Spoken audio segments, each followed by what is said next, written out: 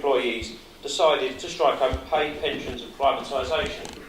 2 Thursdays ago, all tax-paying people of Thurrock were made to understand that public sector workers feel undervalued and underpaid. To accommodate that statement made by the public sector unions, many of the public had to take much of their earned holiday to look after their children, and others asked just how much more could possibly fit in one of their blue recycling bins.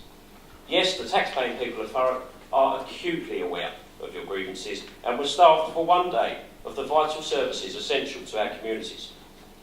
We must consider ourselves fortunate that minimum wage shop workers, petrol station workers and warehousemen don't strike too, starving us of all the vital services which they provide, the services I'm sure many come to expect as a constant and definitely take for granted. And this is the point we get to. These strikes aim to lash out at the people in power, the elitists, the bourgeois. Except their reach never hits them. It hits the people that live and work in the community that are striking in. Maybe answering some prayers, there are some politicians which have thought hard and actively thought about this situation. In an age where every pound counts, we have to balance financial remuneration versus a job well done. But we also have an obligation to lead from the front. Ask others to do what we would do ourselves and leave no efficiency option unchecked or unconsidered. No longer can politicians, civil servants and senior managers in local government or trade union leaders expect only the man and the woman on the bottom rung of the ladder to take the hit in salary and conditions during austerity. Everyone must have a go, everyone must lose out somewhere. And this motion seeks to make a small step to achieving that. Firstly, by changing the emphasis on how we reward people financially, by having an increased local determination in pay rates and rises for the lowest paid. Secondly, nothing or no one can be exempt from efficiency reviews. No one. And thirdly, we call on those in the top positions of authority and influence to do what others have had to do. Involuntary in many cases, but to volunteer and forgo financial remuneration for the people who the recent strikes claim to represent, the tax-paying public. Taking my first point, it is high time that financial rewards and bandings were determined more than ever locally here, by the people of Thurrock, for the people of Thurrock. To meet this council's obligations of the additional efficiencies which are headed our way, saving £100,000 from senior salaries and the Unison branch grant will be a significant step in giving us local control pay and setting here in Thurrock. We propose that the funds made by them savings are volunteered and ploughed back into locally determined pay arrangements. This is in order to reward those who are exceptional in delivery and those who own the improvements that they drive personally in our borough in their place of work. The Section 151 officer reports on page 121 that funding a trade union representative is the most cost-effective arrangement and avoids releasing stewards across the organisation with backfill costs and increased management time. And I do actually sympathise with that. But it isn't the real world, is it, anymore? We have to move on. Just tonight we've talked about the changes of the local fire service and the general fund and the stresses which are coming our way.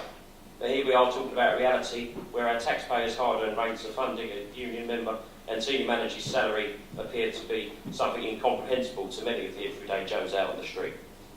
Can we afford to spend taxpayers' money to finance trade union representations because it makes it easy for people inside the organisation? When at a budget in a few months' time we'll be asking ourselves how on earth we fund adult social care placements, how we cut graveyards before Father's Day, which we failed to do for 2 years on the trot now, and whether we can contribute to the electric for the Christmas lights around our borough.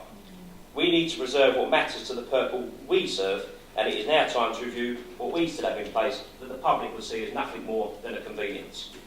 No efficiency can be missed, no saving not considered because it isn't convenient to local government. It all comes down to leading from the front.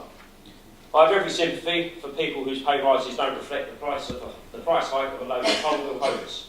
But what I cannot and will not sympathise with is the thought that we must spare a thought to those that earn substantial salaries, while leaving people feeling that strike action is actually the only way to go. I disagree vehemently with the strike action. That comes to no surprise.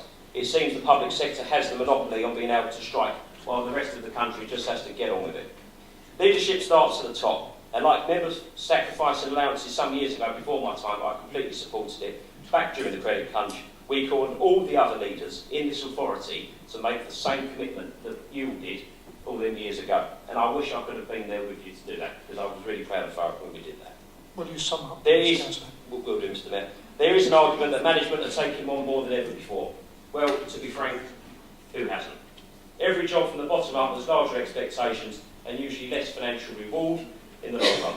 This isn't only a local government issue, it is the same everywhere. In summary, Mr. Mayor, this motion seeks to articulate and contribute some form of fix to the pay situation, while addressing many of the concerns of many hard-working taxpayers who were affected 2 Tuesdays ago. Let's get our house in order and show everybody that we really are all in this together. I think the senior officers in the council actually have worked tirelessly to implement the savage cuts passed down from central government. In these times where there is no sacred cows, I believe it is reasonable to ask all members of staff, senior members of staff, to consider ways of saving money. But I have to remind people, and I think you'll remember, Councillor Head, that in my portfolio we have already saved over £100,000 in senior management. For example, instead of having one director of service